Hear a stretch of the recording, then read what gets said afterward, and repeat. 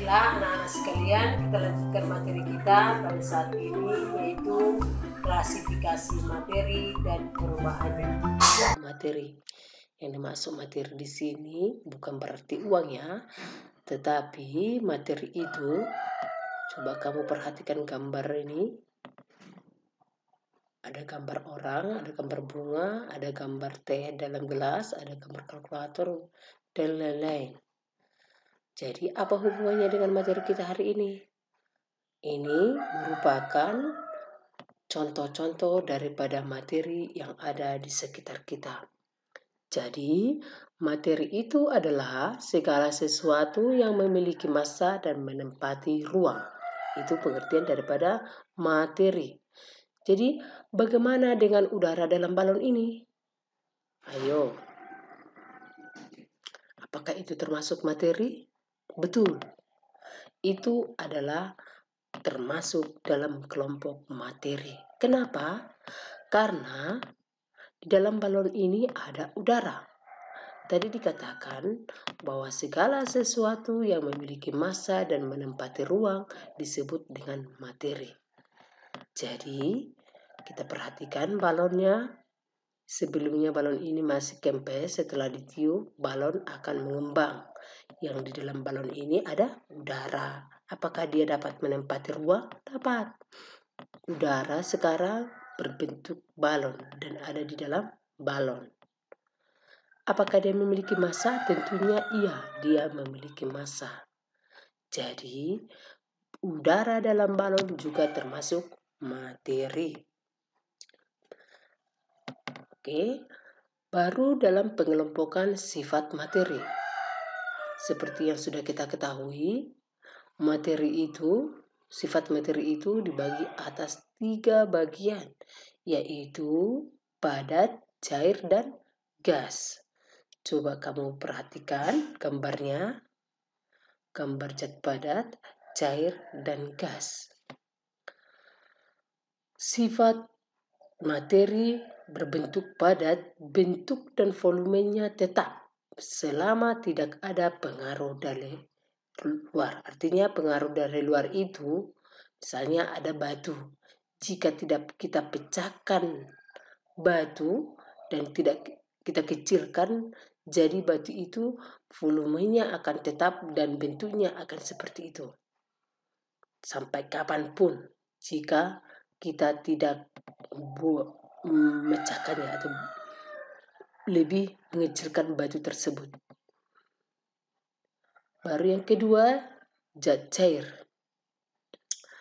Sifat daripada materi zat cair ini bentuknya selalu berubah. Sesuai dengan tempatnya, volume zat cair adalah tetap. Bentuknya selalu berubah. Contoh, ada air di dalam gayung, kita masukkan ke dalam botol, maka tadinya air bentuknya, karena dia berada di dalam gayung, bentuknya seperti gayung, tetapi setelah kita masukkan ke dalam botol, maka bentuk air itu sudah seperti botol. Coba kamu perhatikan partikel-partikelnya ini, partikel-partikel zat cair itu bebas. Begitu juga dengan sifat materi gas. Sifatnya bagaimana? Baik bentuk dan volumenya tidak tetap dan akan mengisi seluruh ruang yang ditempatinya. Contohnya, udara dalam balon, maka di dalam balon ini, ruang balon ini akan ditempati oleh udara semua. Begitu juga dengan jika gas bocor, gas di dapur ya, jika gas di dalam dapur bocor, maka dengan cepat ruangan kita itu akan ditempati oleh gas tersebut. Selanjutnya, kita kelompokkan materi berdasarkan perubahan fisika dan perubahan kimia. Apa itu perubahan fisika? Perubahan fisika yaitu perubahan yang tidak menghasilkan materi baru, yang berubah hanya bentuk dan wujud materinya. Contoh, Es berubah wujud menjadi air.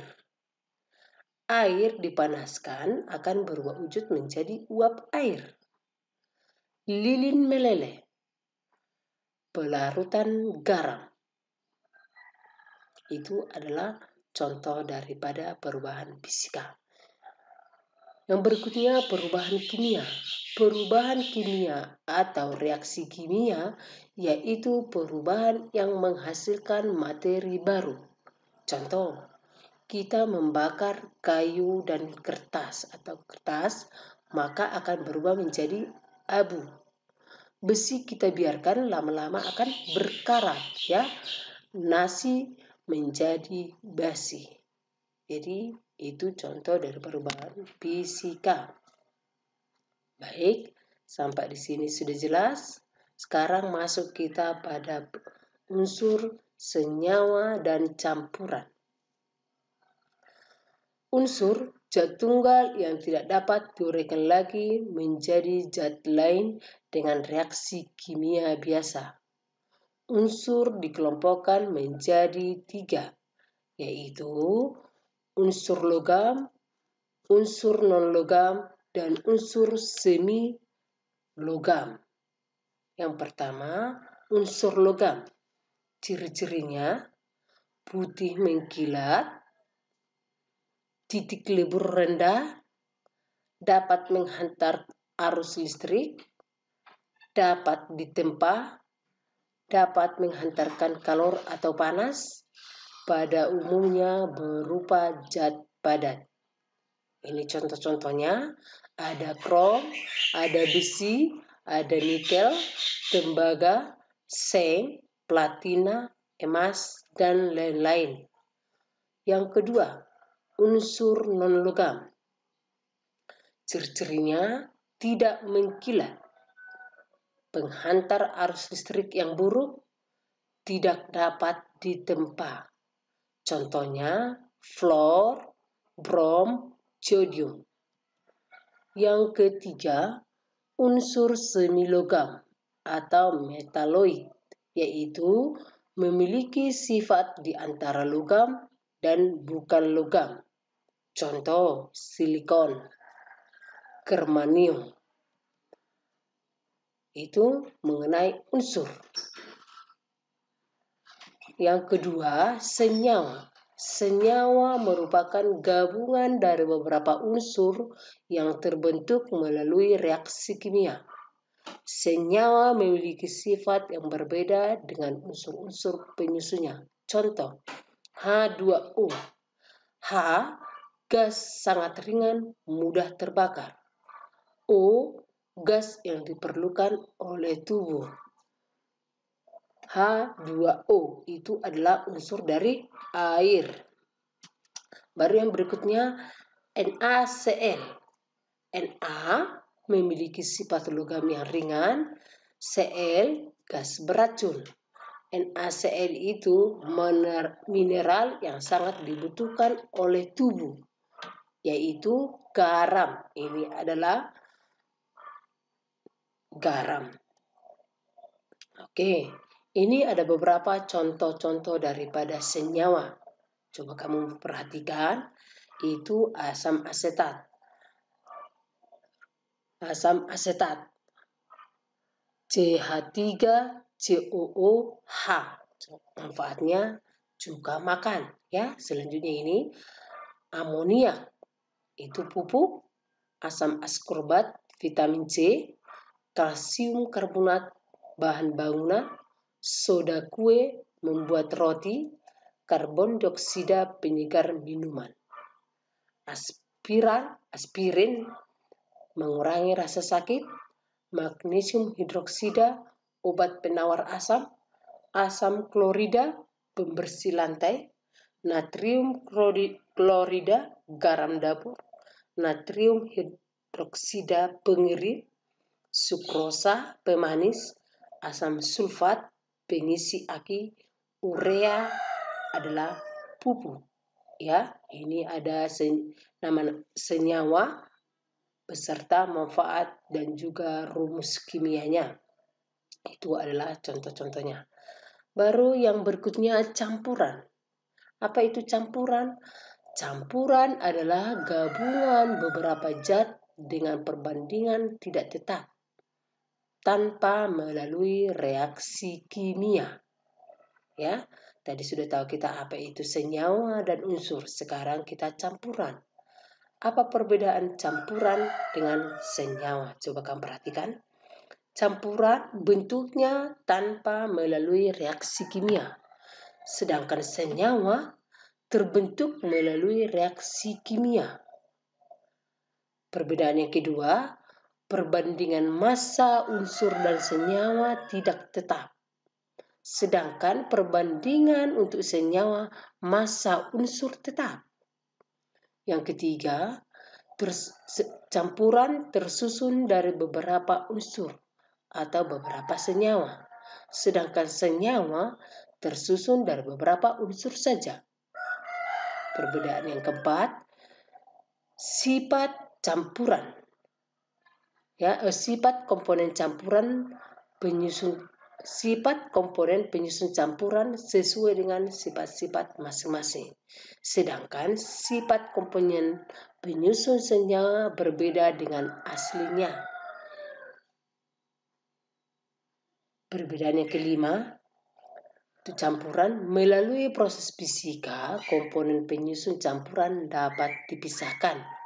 Sedangkan senyawa melalui proses kimia, komponen penyusun senyawa dapat dipisahkan. Oke, untuk mengetahui apa itu perbedaan campuran homogen dengan campuran heterogen, Ibu harap ini bisa kamu lakukan di rumah, ya, supaya kita bisa membedakan apa itu campuran homogen dan campuran heterogen. Ya. Yang pertama, sediakan 2 buah gelas, sendok makan, air, gula pasir, dan tanah. Yang pertama yang kamu lakukan, tuangkan air dalam gelas pertama dan kedua dengan jumlah yang sama. Baru langkah yang kedua, masukkan 2 sendok makan gula pasir ke dalam gelas pertama. Ya, dalam gelas pertama kamu masukkan gula pasir 2 sendok. Langkah yang ketiga, masukkan 2 sendok makan tanah ke dalam gelas kedua. Ya, seperti gambar di sampingnya. Langkah keempat, aduk setiap gelas sampai gula pasir dan tanah bercampur dengan rata. Setelah itu, biarkan beberapa saat, amati dan bandingkan gelas pertama dan kedua. Apakah kesimpulan dari percobaan di atas? Coba kamu buat. Apa kesimpulannya? Ini sebagai tugasnya. Yang pertama. Oke. Untuk memahami atau untuk mengetahui lebih jelasnya, coba kita perhatikan. Campuran dibagi atas 2, yaitu campuran homogen, yaitu campuran antara 2 zat atau lebih yang partikel-partikel penyusunnya tidak dapat dibedakan lagi. Disebut juga dengan larutan. Ukuran partikel larutan berdiameter sekitar 0,000000001 meter dan tidak bisa diamati. Itu contohnya tadi adalah campuran antara larutan gula dengan air. Ini contohnya larutan gula, larutan garam, stainless steel, emas, campuran gas. Itu adalah contoh-contoh dari campuran homogen. Artinya homo bersatu. Tidak bisa lagi kita bedakan antara gula dengan air. Yang mana gula dan mana air. Yang mana garam, yang mana air setelah kita larutkan. Oke, kita lanjutkan. Yang kedua, campuran heterogen. Campuran heterogen yaitu campuran antara dua macam zat atau lebih yang partikel-partikel penyusunnya masih dapat dibedakan satu dengan lainnya. Contoh tanah, air sungai, makanan, minuman, air laut, adonan kue, air minyak, dan lain-lain. Jadi, tadi dalam percobaan yang kamu lakukan dengan mencampurkan air dengan tanah, itu termasuk campuran heterogen karena masih bisa kita bedakan mana air dan mana tanah. Selanjutnya, campuran heterogen dibagi dua, yaitu koloid dan suspensi. Koloid merupakan partikel-partikelnya hanya dapat dilihat dengan mikroskop ultra. Ukuran partikel 0,5 sampai dengan 1 mm. Contoh susu, asap, kabut, agar-agar. Ini termasuk campuran koloid. Campuran heterogen koloid ya. Baru yang kedua suspensi. Partikel-partikelnya bisa dilihat dengan mikroskop biasa. Ukuran partikel lebih besar dari 3 mm. Contoh minyak air, air keruh, dan air kapur. Itu perbedaannya antara koloid dengan suspensi. Oke, dari kesimpulan yang kita bahas itu, maka dapat kita buat konsep pembelajaran kita saat ini, yaitu klasifikasi materi dibagi atas 3, yaitu unsur, senyawa, dan campuran. Campuran dibagi atas 2, campuran homogen, heterogen. Campuran heterogen dibagi menjadi 2, yaitu koloid dan suspensi. Oke, tugasmu di rumah, coba kamu kerjakan ini. Latihan 2,2 ini, 2.2, ya, ini tugasmu kedua. Yang tadi, tugas yang pertama, melakukan praktek dengan percobaan homogen, dengan campuran homogen dan campuran heterogen. Yang kedua, ini tugasnya mengerjakan latihan ini, ya. Baru yang ketiga, tugas yang ketiga adalah mengerjakan latihan 2.3 ini. Jadi ini tugasnya dikerjakan dan dikumpulkan tepat pada waktunya. Terima kasih. Sekian pembelajaran kita pada saat ini. Ibu harap materi yang sudah kita pelajari tolong pelajari di rumah dan kerjakan latihannya. Terima kasih.